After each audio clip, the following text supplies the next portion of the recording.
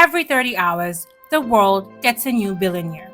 But in the same 30 hours, 1 million people are pushed into extreme poverty. That's not coincidence, that's the billionaire paradox. From Elon Musk launching rockets into space to Aliko Dangote building Africa's biggest oil refinery, to Gautam Adani shaping India's ports, billionaires are rewriting the rules of power. But here's the question. Are billionaires a sign of human progress or proof that the system is broken? Let's talk about it, guys. Welcome to Just with Sherry, where we give commentary that goes where others won't.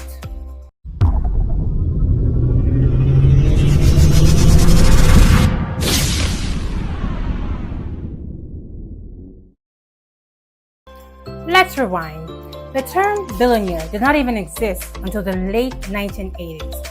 Back then, the world had fewer than 200 of them, most of them from oil, steel, and finance. So it's a relatively new thing. Fast forward to today, more than 2,600 billionaires worldwide hold a combined fortune of over $14 trillion, more than the GDP of China. How did this happen? 3 forces. Globalization.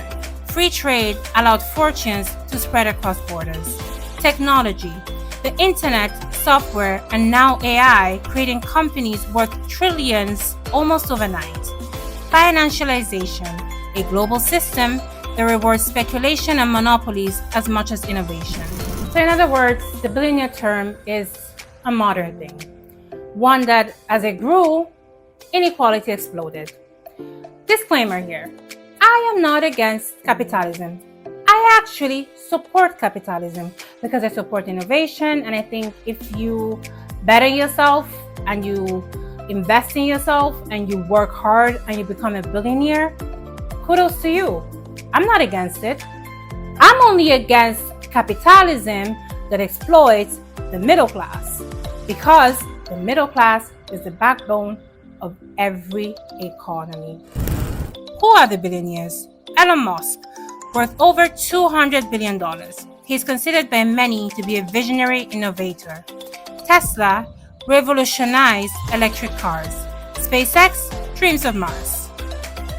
Jeff Bezos, Amazon made shopping frictionless and easy. Mukesh Ambani and Gautam Adani, India's titans. Ambani controls telecoms, retail, and oil. Adani dominates ports and energy. Both are tied tightly to India's ruling politics. Aliko Dangote, Africa's richest man, builds industries like cement and oil refineries, filling gaps left by the government, but also accused of monopoly pricing. Patrice Motsepe, mining billionaire and philanthropist, praised for giving back, but mining also leaves deep scars on communities. Jack Ma, China's tech icon who built Alibaba, then got silenced when he challenged Beijing. Proof that even billionaires aren't untouchable. These are not just business people, these are power centers. They have contributed a lot globally. They've created jobs, they've innovated, they've done a lot. There's absolutely no doubt about it. Billionaires defend themselves by saying, we create jobs, we innovate, we take risks, the government can't. And yes, without billionaires, we might not have iPhones, electric cars, or global e-commerce. But critics argue, no one makes $1 billion cleanly.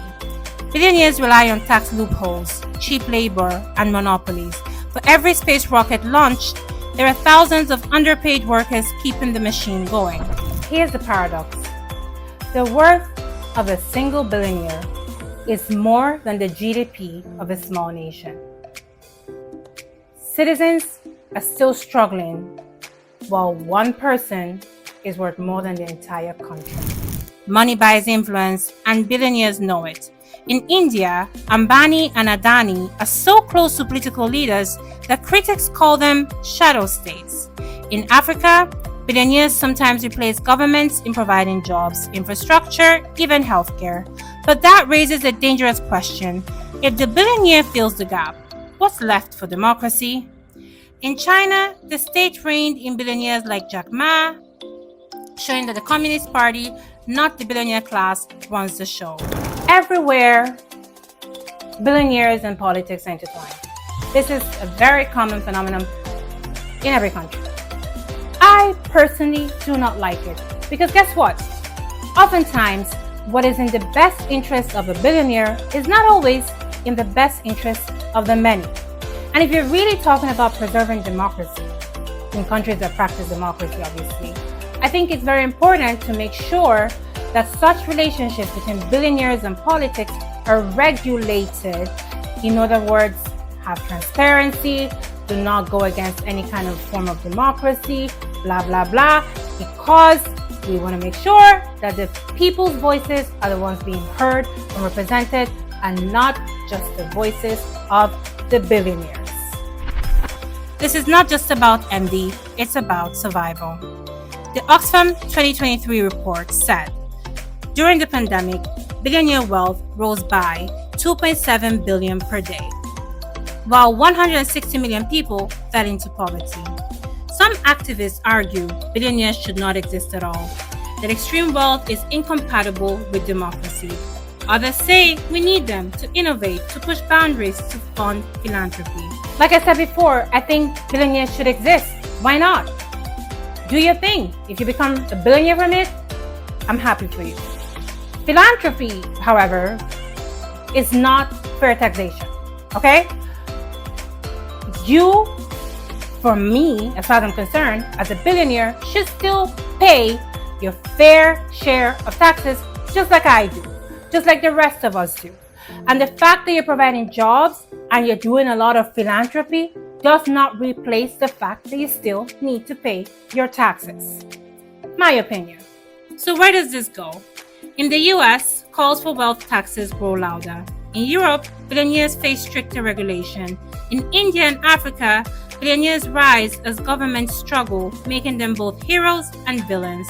In China, billionaires live under the constant shadow of the state. The 21st century may be the age of billionaires, but it is also the age of backlash.